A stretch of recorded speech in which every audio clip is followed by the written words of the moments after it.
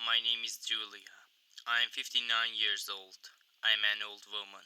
I live alone in my small house. My husband died 8 years ago. I have only one son. His name is Matthew. Matthew lives in America. He went there many years ago. Now he lives with his wife and 2 children. He has a good life. He has a big house and a good job. But I live here alone. I wake up early, I clean the house, I cook food for myself, I sit alone in the evening. No one comes to see me.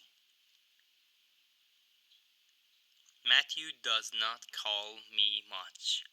Sometimes he sends me money. Sometimes he says, I will come to visit you soon, mother. But he never comes. Still, I wait for him. I love him a lot. He is my son. I keep his old photos in my room. I look at them every day. One day, someone knocked on my door. I opened it. It was Matthew. I was very surprised. I said, Matthew, you really came? He smiled. He looked happy. I hugged him. My eyes were full of tears. He came inside. I made tea for him. We sat and talked. I asked, How is Holly? How are the kids? He said, They are all fine. I asked, Why did you come? He said, I missed you, mother. You live here alone. I worry about you. I want to take you to America. I was quiet. He said, You are getting old. It is not safe here. You should come with me. You will be happy there. I said, But this is my home. I was born here. I got married here. Your father lived here. I cannot leave this house. Matthew looked serious. He said, This house is very old. It is not good for you. In America, you will have everything. You will have your own room. You can see the kids every day. Holly also wants you to come.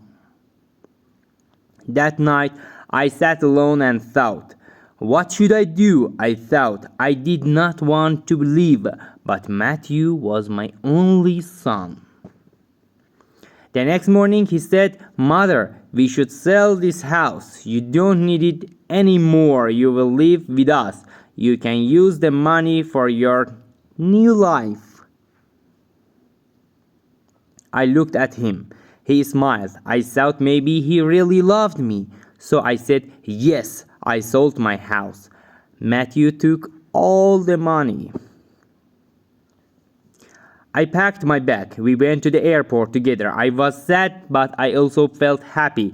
I thought I will be with my son now. At the airport, Matthew said, Mother, wait here. I will bring a wheelchair. The way is too long. You cannot walk so far. I will be back in 5 minutes. I said, Okay.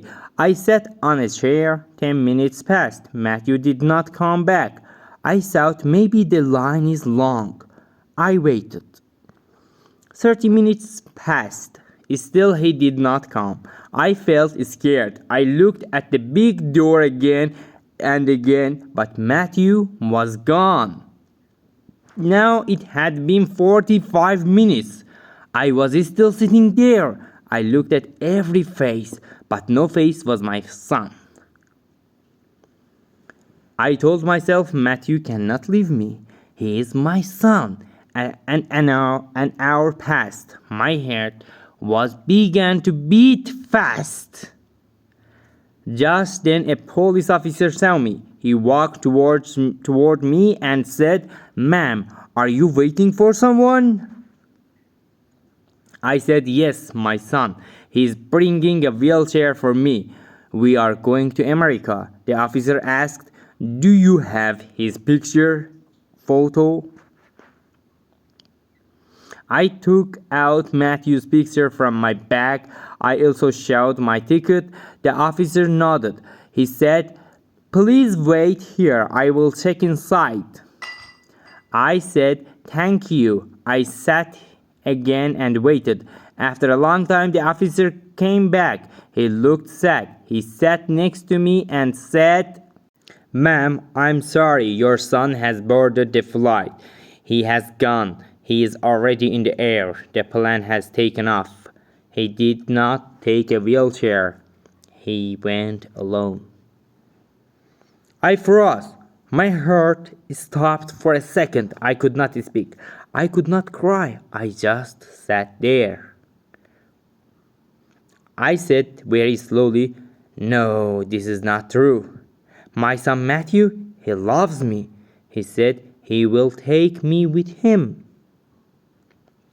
The officer said, "I saw everything." He walked to the gate. He gave his passport. He entered the plane alone.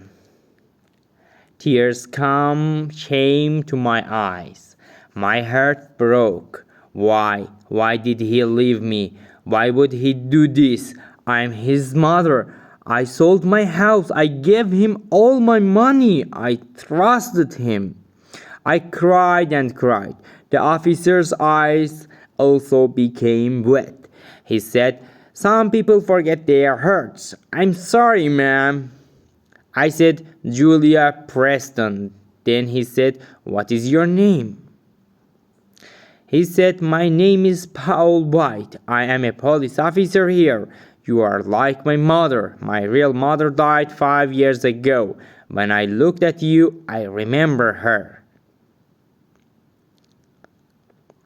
He continued, "Come with me. You cannot sit here. You will get sick.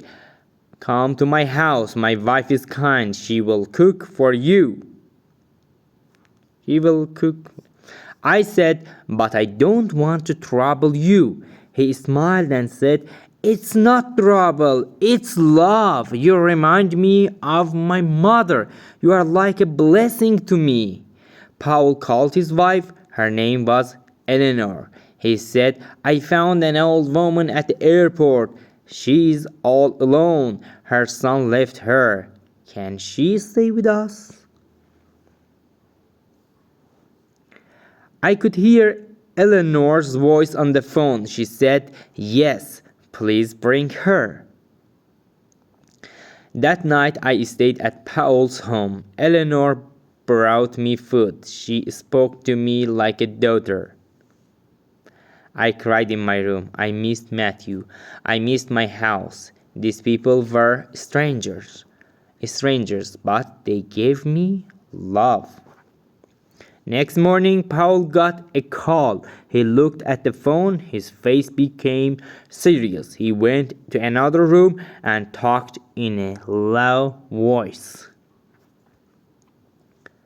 Later, he came to me. I asked, "Is everything okay?" He smiled and said, "Yes, everything is fine." But I could see pain in his eyes. What I did not know was this: the flight Matthew took, it had crashed. There were no survivors. Matthew was gone. But Paul did not tell me. He knew that I still loved my son even after what he did. I still prayed for him. I still hoped that one day he would come back.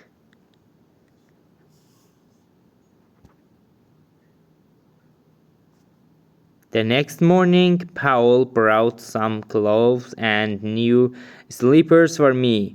I could not stop my tears. I said, "You don't need to do all this." He said, "I want to. I lost my real mother.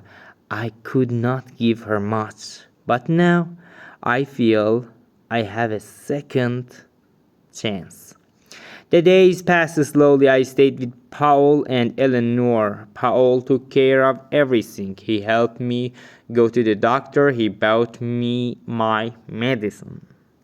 I felt like I was not alone anymore. Paul truly became my son.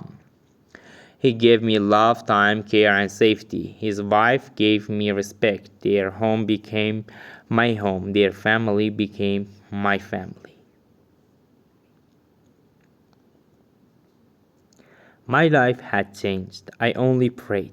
I prayed for Matthew's soul. I prayed for the children he left behind. I prayed that no mother feels what I felt at the airport.